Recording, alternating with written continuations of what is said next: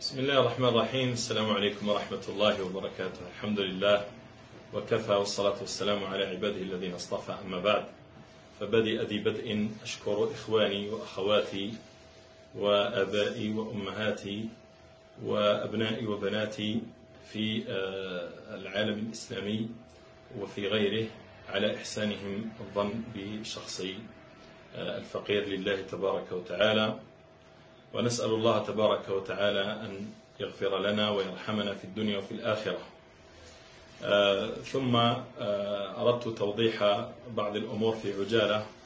أولا، أرجو أن تبقى الحادثة عفوية كما كانت عفوية في لحظتها وآنها.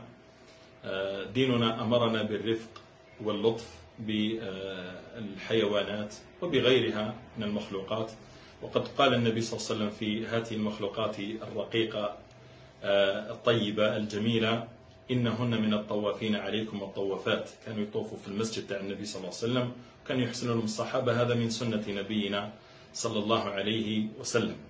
ثم الأمر الثاني، أوضح بأنني لم أصرح لأي وسيلة إعلامية، ولن أصرح، يعني ما كانش أمر الذي يصرح به، الأمر عادي وعفوي إن شاء الله تبارك وتعالى. أوضح توضيح آخر بالنسبة لمن ينتحل اسمنا ومن ينتحل الصفة الشخصية لنا، بأن هذا الأمر حسابه عسير عند الله تبارك وتعالى. وأؤكد أي إنسان يدير صفحة باسمي، والله حساب في الفيسبوك، والله في تويتر، والله في تيك توك، والله في انستغرام، بأنني لا أسامحه عند الله. والله العظيم لا أسامحه عند الله، لأنه على بالكم انتحال الشخصية راه حرام عند ربي تبارك وتعالى، وممنوع في القانون الجزائري وفي كل القوانين الدولية، وأيضا حتى في القانون لا نسامحه.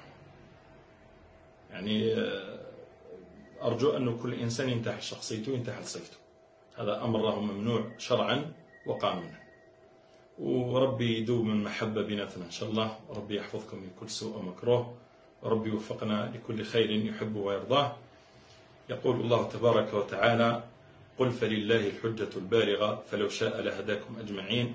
أسأل الله أن يهدينا إلى سواء الصراط، وأن يثبتنا على الإسلام، وأن يحفظ الإسلام في مشارق الأرض ومغاربها، وأن يحفظ المسلمين ويمتعهم بالصحة والعافية، وتقبل الله منا ومنكم الصيام والقيام وصالح الأعمال.